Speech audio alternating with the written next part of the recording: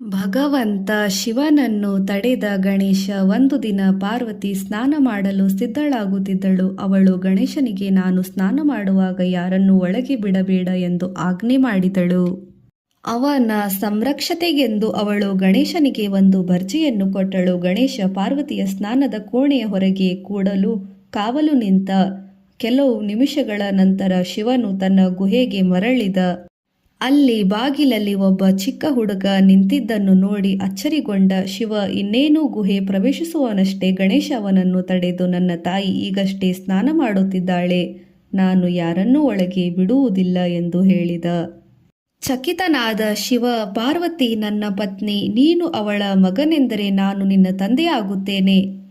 ಆದರೆ ನಾನು ನಿನ್ನನ್ನು ಈ ಹಿಂದೆ ಎಂದು ನೋಡಿಲ್ಲವಾದ್ದರಿಂದ ನೀನು ನನ್ನ ಮಗನಲ್ಲ ಎಂದು ಉಚ್ಚರಿಸಿದ. ಗಣೇಶ ತನ್ನ ಭರ್ಜಿಯನ್ನೆತ್ತಿ ಜಡೆ ಕೂದಲು ಮತ್ತು ಹರಿದಾಡುವ ಹಾವುಗಳುಳ್ಳ ಒಬ್ಬ ವಿಚಿತ್ರ ಮನುಷ್ಯನನ್ನು ನಾನು ಎಲ್ಲಿ ನೋಡಿಲ್ಲ, ನೀನು ಪ್ರವೇಶಿಸುವಂತಿಲ್ಲ. ನನ್ನ ತಾಯಿಯನ್ನು ಕೇಳದೆ ಯಾರೂ ಗುಹೆಯೊಳಗೆ ಪ್ರವೇಶಿಸದಂತೆ ನೋಡಿಕೊಳ್ಳುವುದು ನನ್ನ ಕರ್ತವ್ಯ ಎಂದು ಹೇಳಿದ. ಶಿವ ತನ್ನ ಶಾಂತಚಿತ್ತತೆಯಿಂದ ಕಳೆದುಕೊಂಡ. ಆದರೆ ಗಣೇಶ ಅಲುಗಾಡಲಿಲ್ಲ. ಗಣಗಳು ಗಣೇಶನಿಗೆ ಸೋತರು. ಶಿವ ಬಾಲಕನನ್ನು ಉಪೇಕ್ಷಿಸಿ ಗುಹೆ ಪ್ರವೇಶಿಸಲು ಯತ್ನಿಸಿದ. ಆದರೆ ಗಣೇಶ ತನ್ನ ಭರ್ಜಿಯೊಂದಿಗೆ ಶಿವನ ಮೇಲೆ ದಾಳಿ ಮಾಡಿದ. ಶಿವ ಸಿಟ್ಟಿಗೆದ್ದು ಬಾಲಕನನ್ನು ದೂಡಲು ಗಣಗಳಿಗೆ ಹೇಳಿದ. ಕೂಡಲೇ ಗಣಗಳು ಧಾವಿಸಿ ಗಣೇಶನ ಮುಂದೆ ನಿಂತರು. ಏ ಹುಡುಗ, ಶಿವ ಯಾರೆಂದು ಬಲ್ಲೆಯಾ? ಈ ಗುಹೆ ಅವನದೇ, ಅವನು ನಮ್ಮ ಒಡೆಯ. ನೀನು ಈ ಸ್ಥಳ ಬಿಟ್ಟು ಹೊರಟು ಹೋಗು, ಇಲ್ಲದಿದ್ದರೆ ಬಲವಂತವಾಗಿ ಇಲ್ಲಿಂದ ನಿನ್ನನ್ನು ಎಸೆಯಲಾಗುತ್ತದೆ ಎಂದು ಹೇಳಿದರು. ಗಣೇಶ ಅವರ ಮಾತು ಉಪೇಕ್ಷಿಸಿ ದ್ವಾರವನ್ನು ಕಾಯುತ್ತಾ ನಿಂತ. ಶಿವನ ಆಜ್ಞೆಯಂತೆ ಗಣಗಳು ಪುಟ್ಟ ಗಣೇಶನ ಮೇಲೆ ದಾಳಿ ಮಾಡಿದರು. ಅವರ ಬಳಿ ಆಯುಧಗಳಿದ್ದವು. ಗಣೇಶನನ್ನು ಎದುರಿಸಲು ಹಲವು ಮಾರ್ಗಗಳಲ್ಲಿ ಯತ್ನಿಸಿದರು. ನಂದಿ ಮತ್ತು ಭೃಂಗಿ ವಿರುದ್ಧ ದಿಕ್ಕುಗಳಲ್ಲಿ ಗಣೇಶನ ಕಾಲುಗಳನ್ನೆಳೆಯಲು ತೊಡಗಿದರು. ಆದರೆ ಗಣೇಶ ಅವರ ಕೈಗಳನ್ನು ಅಂಟಿಸಿ ತನ್ನನ್ನು ಉಳಿಸಿಕೊಂಡನು. ಯಾವ ಗಣಗಳು ಗಣೇಶನನ್ನು ಏನೂ ಮಾಡಲಾರದಾದರೂ ಅವನೆಂದರೆ ಅವರಿಗೆ ಭಯವೇ ಆಗಿ ತಮ್ಮನ್ನು ಉಳಿಸಿಕೊಳ್ಳಲು ಬೇರೆ ಬೇರೆ ದಿಕ್ಕುಗಳಲ್ಲಿ ಓಡಿ ಹೋದರು. ಗಣೇಶ ಪುನಃ ಬಾಗಿಲು ಕಾಯತೊಡಗಿದ್ದ. ಗಣೇಶನು ಮತ್ತು ದೇವತೆಗಳು. ಪುಟ್ಟ ಹುಡುಗ ಗಣೇಶ.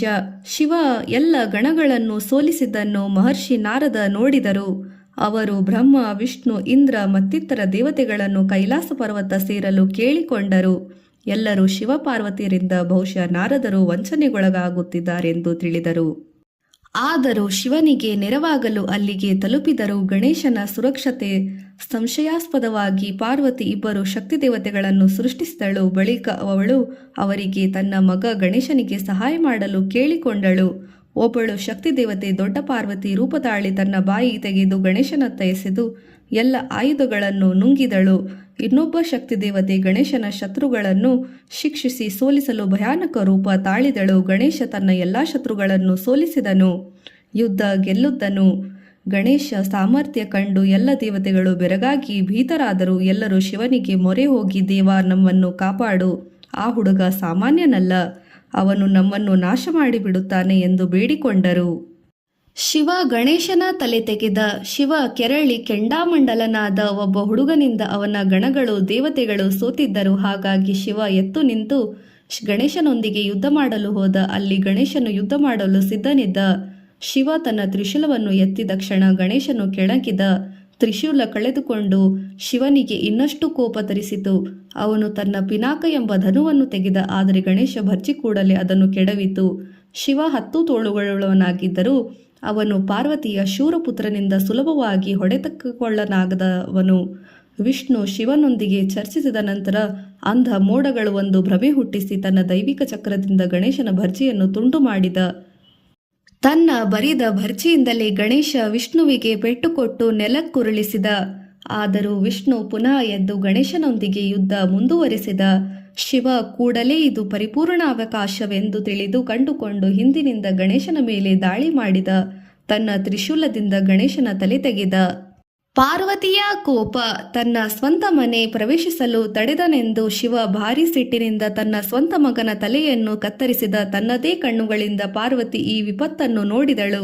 ತನ್ನ ಮಗನ ಜೀವವಿಲ್ಲದ ಶರೀರ ಅವಳಿಗೆ ಆವೇಶ ತಂದಿತು. ಉಗ್ರಳಾಗಿ ಶಿವನತ್ತ, ನೀವು ಇದನ್ನು ಹೇಗೆ ಮಾಡಬಲ್ಲರಾಗಿದ್ದೀರಿ? ನೀವು ನನ್ನ ಮಗನನ್ನೇ ಕೊಂದಿವಿರಾ ಎಂದು ಕಿರುಚಿಕೊಂಡಳು. ಪಾರ್ವತಿ ಸ್ಥಿತಿ ಶೋಚನೀಯವಾಗಿತ್ತು. ಬೇಗನೆ ಅವಳು ಶಕ್ತಿದೇವಿಯ ವಿನಾಶಕಾರಿ ರೂಪ ತಾಳಿದಳು. ಎಲ್ಲ ದೇವರುಗಳನ್ನು ನಾಶ ಮಾಡುವೆ ಎಂದು ಬೆದರಿಕೆ ಹಾಕಿದಳು. ದೇವರುಗಳು ಪಾರ್ವತಿಯನ್ನು ಸಮಾಧಾನಗೊಳಿಸಲು ಯತ್ನಿಸಿದರು. ಶಿವ ಸ್ವತಃ ಅವಳನ್ನು ಶಾಂತಗೊಳಿಸಲು ಯತ್ನಿಸಿದ. ಅವನು ತಾನೇ ಶರಣಾಗಿ ದೇವತೆಗಳನ್ನು ನಾಶ ಮಾಡದಿರಲು ಮನವಿ ಮಾಡಿಕೊಂಡ. ಪಾರ್ವತಿ ತನ್ನ ಶಕ್ತಿ ರೂಪದಿಂದ ಇನ್ನೂ ಕಡು ಕೋಪದಿಂದ ಇದ್ದಳು. ಎಲ್ಲ ದೇವತೆಗಳು ಭೀತರಾಗಿ ತಮ್ಮನ್ನು ರಕ್ಷಿಸಲು ಶಿವನ ಮೊರೆ ಹೊಕ್ಕರು. ಮತ್ತೊಮ್ಮೆ ಪಾರ್ವತಿಯನ್ನು ಸಮಾಧಾನ ಮಾಡಲು ಯತ್ನಿಸಿದರು. ಆದರೆ ಪಾರ್ವತಿ ತನ್ನ ಮಗ ಮರಳಿ ಬರಬೇಕೆಂದು ಬಯಸಿದಳು. ಶಿವ ಪಾರ್ವತಿಯರ ಸಾಂತ್ವನ ಹೇಳಿದ. ತನ್ನ ಸ್ವಂತ ಮಗನ ಜೀವವಿಲ್ಲದ ಭಯಾನಕ ದೃಶ್ಯ ಪಾರ್ವತಿಯನ್ನು ಸಂಕಟಕ್ಕೀಡುವ ಮಾಡಿತು. ಅವಳು ಶಿವನ ಮೇಲೆ ಕೆಡಕಿ ಕಾರಿದಳು.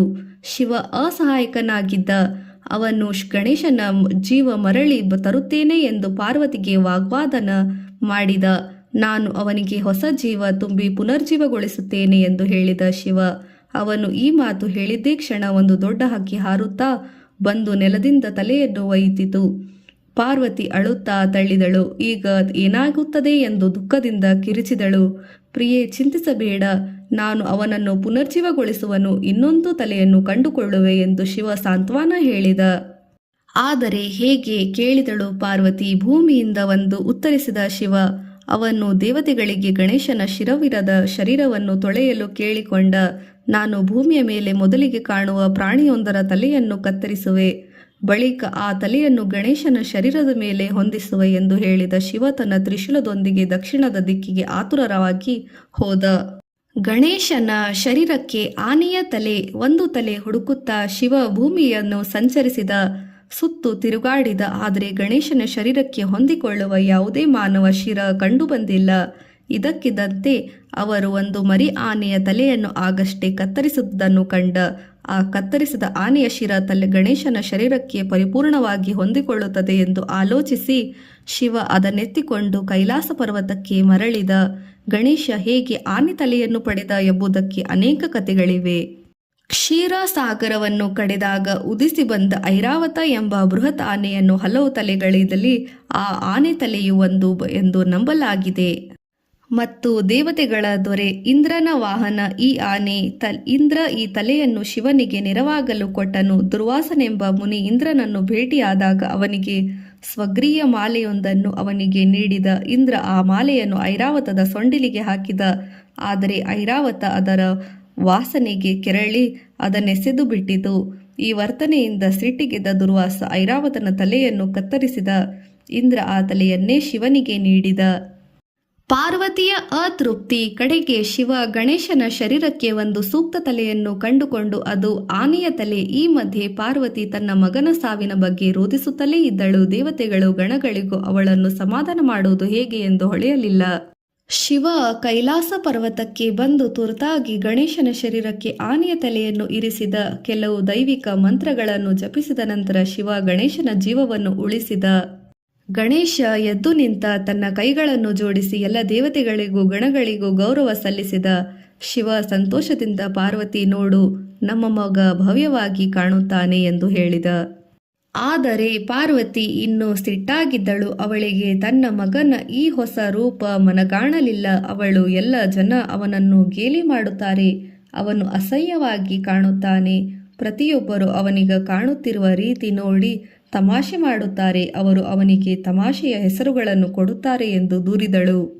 ಭಗವಂತ ಗಣೇಶನಾಗಿ ಪ್ರಕಟಗೊಂಡ ತನ್ನ ಮಗ ಮರುಹುಟ್ಟು ಪಡೆದ ನಂತರವೂ ಪಾರ್ವತಿ ತೃಪ್ತಳಾಗಲಿಲ್ಲ. ಅವಳು ಪ್ರತಿಯೊಬ್ಬರು ತನ್ನ ಮಗನನ್ನು ಗೇಲಿ ಮಾಡುತ್ತಾರೆ ಎಂದು ಆಲೋಚಿಸಿದಳು. ಆದರೆ ಶಿವ ಪಾರ್ವತಿಗೆ ಮನವರಿಕೆಯಾಗಲು ಪ್ರಯತ್ನಿಸಿದ. ಹೇಳು, ನಿನ್ನನ್ನು ಸಂತೋಷವಾಗಿಡಲು ನಾನೇನು ಮಾಡಬಹುದು? ನಾನು ಏನು ಮಾಡಬೇಕಾದರೂ ಮಾಡುವೆ ಎಂದು ಹೇಳಿದ ಶಿವ. ಪಾರ್ವತಿ ಶಿವನಿಗೆ ಪ್ರತಿಯೊಬ್ಬ ದೇವತೆ ಮತ್ತು ಜೀವಿಯಲ್ಲಿಯೂ ಗಣೇಶನಿಗೆ ಗೌರವ ತೋರಿಸಬೇಕು ಎಂದು ಆಜ್ಞೆ ಮಾಡಿದಳು. ಪ್ರತಿಯೊಂದು ಶುಭಕಾರ ಪೂಜೆಗೂ ಮೊದಲು, ಇಲ್ಲವೇ ಯಜ್ಞಕ್ಕೂ ಮೊದಲು, ಇಲ್ಲವೇ ಯಾವುದೇ ಮಂಗಳಕರ ವ್ರತಕ್ಕೆ ಮೊದಲು ಅವರು ಗಣೇಶನನ್ನು ಪೂಜಿಸುವುದರಿಂದ ಆರಂಭಿಸಬೇಕು ಎಂದು ಕೇಳಿಕೊಂಡಳು. ಮತ್ತೆ ಪಾರ್ವತಿ ಗಣೇಶನನ್ನು ನಿನ್ನ ಗಣಗಳ ಮುಖ್ಯಸ್ಥನಾಗಿ ಮಾಡು ಎಂದು ಒತ್ತಾಯಿಸಿದಳು. ಶಿವನು ಅವಳ ಎಲ್ಲ ಬೇಡಿಕೆಗಳನ್ನು ಸಂತೋಷವಾಗಿ ಒಪ್ಪಿದನು. ಶಿವ ಗಣೇಶನಿಗೆ ಒಂದು ವರವನ್ನು ಅನುಗ್ರಹಿಸಿದ. ಯಾರು ಭಕ್ತಿಯಿಂದ ಅವನನ್ನು ಪೂಜಿಸುತ್ತಾರೆಯೋ ಅವರು ಎಲ್ಲ ತೊಂದರೆಗಳಿಂದ ಮುಕ್ತರಾಗುತ್ತಾರೆ ಎಂದು ಹೇಳಿದನು. ಪಾರ್ವತಿ ಕಡೆಗೆ ಹರ್ಷಗೊಂಡಳು. ಅವಳು ಮಗನನ್ನು ಸಂತೋಷದಿಂದ, ಓ ನನ್ನ ಗಜಾನನ, ಆನೆಮುಖದವನೇ, ನನ್ನ ಗಣಪತಿಯೇ, ಗಣಗಳ ಒಡೆಯನೇ, ನನ್ನ ಗಣೇಶ ಎಂದು ಹೇಳುತ್ತಾ ಅಪ್ಪಿಕೊಂಡಳು. ತನ್ನ ಆಹ್ಲಾದದಲ್ಲಿ ಪಾರ್ವತಿಯು ಕೆಲವು ಸಿಹಿಯಾದ ಮೋದಕವನ್ನು ತಯಾರಿಸಿದಳು. ಅವನು ಅದೆಲ್ಲವನ್ನು ಬೇಗನೆ ಮುಕ್ಕಿದನು. ಆಗಿನಿಂದಲೂ ಗಣೇಶನನ್ನು ಮಂಗಳಕರ ಸಮಾರಂಭಗಳಿಗೆ, ಧಾರ್ಮಿಕ ಹಬ್ಬಗಳಿಗೆ ಮೊದಲು ಪೂಜಿಸಲಾಗುತ್ತದೆ. ಮೋದಕ ಪ್ರಿಯ ಗಣೇಶ. ದೇವತೆಗಳ ನಡುವೆ ಯಾವುದೇ ಧಾರ್ಮಿಕ ಕಾರ್ಯಗಳಲ್ಲಿ ಗಣೇಶನನ್ನು ಪೂಜಿಸಬೇಕು ಎಂಬ ತನ್ನ ಬಯಕೆ ಶಿವ ಈಡೇರಿಸಿದಾಗ ಪಾರ್ವತಿ ಅತೀವ ಹರ್ಷಗೊಳಗಾದಳು. ಈಗ ಪುಟ್ಟ ಗಣೇಶ ಭಗವಂತ ಗಣೇಶನಾಗಿ ಎಲ್ಲ ಮಾನವರು ಯಾವುದೇ ಧಾರ್ಮಿಕ ಆಚರಣೆ ಮೊದಲಿಗೆ ಅವನನ್ನು ಆರಾಧಿಸುತ್ತಾರೆ.